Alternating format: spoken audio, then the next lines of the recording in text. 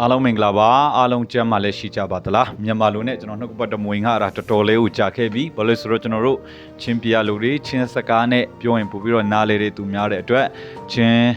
ဘာသာစကားနဲ့ကျွန်တော်ပြောတဲ့ခါမှာဝိညာဉ်ရေးရာမှာပို့ပြီးတော့သူတို့နားလေဖူးရန်အတွက်ကျွန်တော်စေတနာနဲ့ချင်းစကားနဲ့ဆက်တိုက်လုပ်ပေးတာဖြစ်တယ်ခုချိန်မှာတော့ကျွန်တော်မြန်မာလူနဲ့ကျွန်တော်တဖြည်းဖြည်းချင်းနဲ့လှုပ်လာတော့မှာဖြစ်တယ်ဆိုတော့ကျွန်တော်ပထမဆုံးအနေနဲ့ဒီနေ့ကျွန်တော်ခွန်အားပေးတဲ့စကားလုံးလေးပြောချင်တယ်ပေါ့နော်ဒီနေ့ကျတော့ Bible knowledge to Bible study တို့ကိုကျွန်တော်မတော်ခင်မှာကျွန်တော်တို့ပထမဦးဆုံးမြန်မာလူနဲ့ပြန်စလုပ်တဲ့အချိန်ဖြစ်တဲ့အတွက်မြန်မာလူနဲ့အားပေးစကားလည်းကျွန်တော်ပြောချင်တာဖြစ်တယ်အခက်အခဲကြုံနေတဲ့သူတွေစိတ်ပြတ်နေတဲ့သူတွေဝမ်းနည်းနေတဲ့သူတွေပြဿနာကြုံတွေ့နေတဲ့သူရှင်ဒီဗီဒီယိုကိုအဆုံးထိနားထောင်စေချင်တယ်နှုတ်ကပတ်တော်အရင်ဆုံးကျွန်တော်ဖတ်ပြမယ်တုတ်တန်ချမ်းအခန်းကြီး24အပိုက်ငယ်30တင်းဒီအမှုရောက်သောကာလ၌စိတ်ပြတ်လင်အာနေ၏တင်းဒီအမှုရောက်သောကာလ၌စိတ်ပြတ်လင်အာနေ၏ကျမ်းစာမှာဒီလိုပြောတယ်တင်းဒီအမှုရောက်သောကာလ၌ဆိုတော့ကျမ်းစာရဲ့ကျွန်တော်တို့ဗာသိရလေအမှုရောက်တဲ့ကာလရှိကိုရှိတယ်အမှုရောက်တယ်ဆိုအခက်ခဲရောက်တာပြောတာအခက်ခဲကြုံတာပြောတာဆိုတော့လူတိုင်းကအခက်ခဲကြုံရတယ်ကျမ်းစာမှာဘုရားသခင်ကိုယုံသည်ဖြစ်မယုံသည်ဖြစ်အခက်ခဲကြုံရမယ့်အကြောင်းပြောထားတယ်ဆိုတော့ဘုရားသခင်ကိုယုံကြည်အားကြီးလွန်းလို့အခက်ခဲမကြုံဘူးအခက်ခဲကြုံရင်ယုံကြည်အားနည်းလို့ဆိုတာမျိုးမဟုတ်ဘူးဆိုတော့တင်ဘလောက်ပဲယုံကြည်အားကြီးတင်ဘလောက်ပဲယုံကြည်အားနည်းနဲ့တင်ခရစ်ယာန်ဖြစ်တင်အခြားဘာသာဖြစ်လူတိုင်းပါကြုံရလေဆိုတော့အခက်ခဲကြုံကိုကြုံရတယ်ဒါကျမ်းစာမှာဒီလိုပြောတယ်ဒါကြောင့်တင်ဒီအမှုရောက်သောကာလ၌တဲ့ဆိုတော့လူတိုင်းမှာပါရှိလေဆိုတော့အမှုရောက်သောကာလရှိအခက်ခဲကြုံတဲ့ကာလရှိတယ်ကြက်တီးတဲ့ကာလဖြစ်တယ်ကြက်တီးတဲ့ကာလတွေရှိတယ်ဆိုတော့အခုချိန်မှာမိတ်ဆွေလေးချက်တီးတဲ့ကာလကိုကြော်ဖြတ်နေရတဲ့သူဖြစ်ကောင်းဖြစ်မယ်ဒီဗီဒီယိုကြည့်နေတဲ့မိတ်ဆွေလေးငွေကြီးပိုင်းဆိုင်ချက်တီးတာဖြစ်ရင်ဖြစ်မယ်မိသားစုပိုင်းဆိုင်ရာ pressure နဲ့ချက်တီးတာဖြစ်ရင်ဖြစ်မယ်နိုင်ငံရေးကြောင့်ချက်တီးတာဖြစ်ရင်ဖြစ်မယ်စစ်ဘေးရှောင်နေရတဲ့သူဖြစ်ရင်ဖြစ်မယ်နိုင်ငံခြားမှာအလုပ်အဆင်မပြေလို့ခက်ခဲကြုံနေတဲ့သူရှိမယ်နိုင်ငံခြားမှာနေနဲ့အိမ်ဘက်မှာလွမ်းပြီးမှအဲ့အလွမ်းတန်ခံနေတဲ့သူလေးဖြစ်မယ်ဆိုတော့စီးပွားရေးသမားတယောက်အနေနဲ့သူ့လုပ်ငန်းလေးပတ်ပွင့်အတွက်လိုအပ်တဲ့ pressure ကိုကြုံနေရတဲ့သူဖြစ်မယ်ဆိုတော့ပြောချင်တာကမိ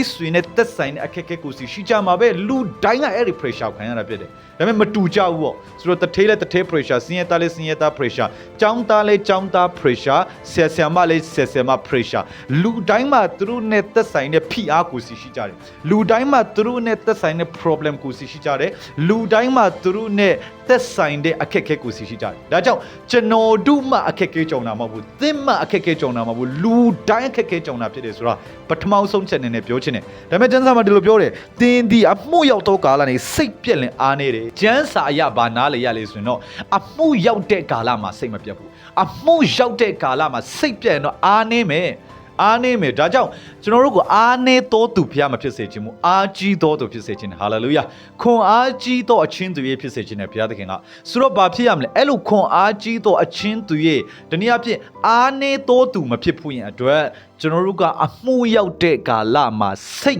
်မပြတ်ဖို့ရည်ရည်ကြီးတယ်ဆိုတော့လုပ်ငန်းပြတ်ရင်ပြတ်နေမယ်ဆိုတော့ဝင်ငွေတွေပြတ်ရင်ပြတ်နေမယ်ဆိုတော့အချစ်ရည်တွေပြတ်ရင်ပြတ်နေမယ် friendship လို့ခေါ်တဲ့သူငယ်ချင်းပိုင်းဆိုင်ခင်မင်မှုတွေပြတ်ရင်ပြတ်နေမယ်မြန်မာနိုင်ငံရေးနဲ့ပတ်သက်ပြီးတော့ပြတ်ရင်ပြတ်နေပြီဒါပေမဲ့စိတ်မပြတ်ဖို့အရင်ကြီးတယ်ဆိုတော့အဖွဲ့အစည်းတိုင်းမှာ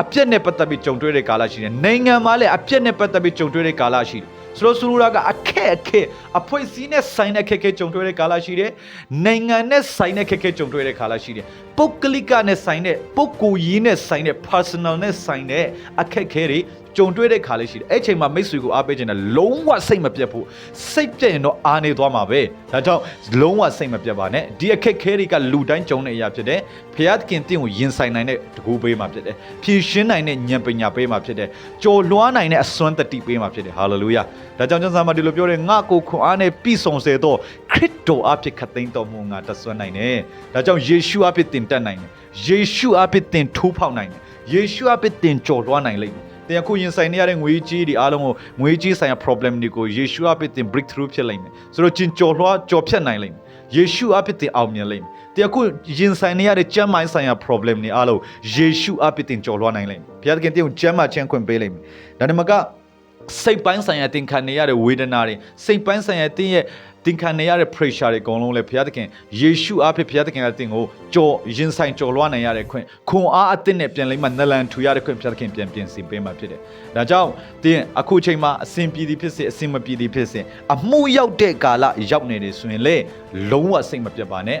ဆိုတော့ဒီမှာဆရာစောလင်းအောင်ပြောဖို့တာအရင်သဘောကျတယ်ဆိုတော့ဆရာစောလင်းအောင်ဒီလိုပြောဖို့တယ်ဆိုတော့ကားပြန်ရှေ့ဆက်သွားလို့မရသလိုစိတ်ပြန်ဘဝရှေ့ဆက်သွားလို့မရတော့ဘူးလို့သူပြောခဲ့ဘူးတယ်ဆိုတော့ကြာပါပြီလွန်ခဲ့တဲ့4-5နှစ်တုန်းကဆိုတော့အဲ့လိုမျိုးပါပဲမှန်တယ်ဆိုတော့မိတ်ဆွေလည်းလုံးဝစိတ်မပြတ်ဘူးစိတ်ပြတ်ရင်လုံးဝရှေ့ဆက်လို့မရတော့ပါဘူးဆိုတော့ဘဝမှာကျူရီစိတ်ပြတ်လို့ကို suicide လုပ်တဲ့သူတွေရှိတယ်အကျူရီစိတ်ပြတ်လို့ဘဝကြီးကရှုံးပေးမှရက်သမားဖြစ်သွားတဲ့သူတွေရှိတယ်ဆိုတော့အဲ့ထဲမှာမိတ်ဆွေမပါမိဖွင့်တခွန်အားပေးချင်တာဖြစ်တယ်ကျွန်တော်မှလည်းပြောဘူးတယ်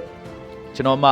ဒီ American man ဆိုတော့ကျွန်တော်just ဆက်မလိုက်လာလို့ခေါ်တာပေါ့နော်ဆိုတော့ကျွန်တော်မှဒီလိုပြောဘူးတယ်ဘယ်လိုပြောလဲဆိုရင်တော့ problem ရှိရင် solution ရှိမှာပဲဆိုပြီးမှကျွန်တော်ပြောဘူးတယ်ကျွန်တော်ခက်ခဲတဲ့သူစီရင်ဖွင့်တဲ့အခါမှာ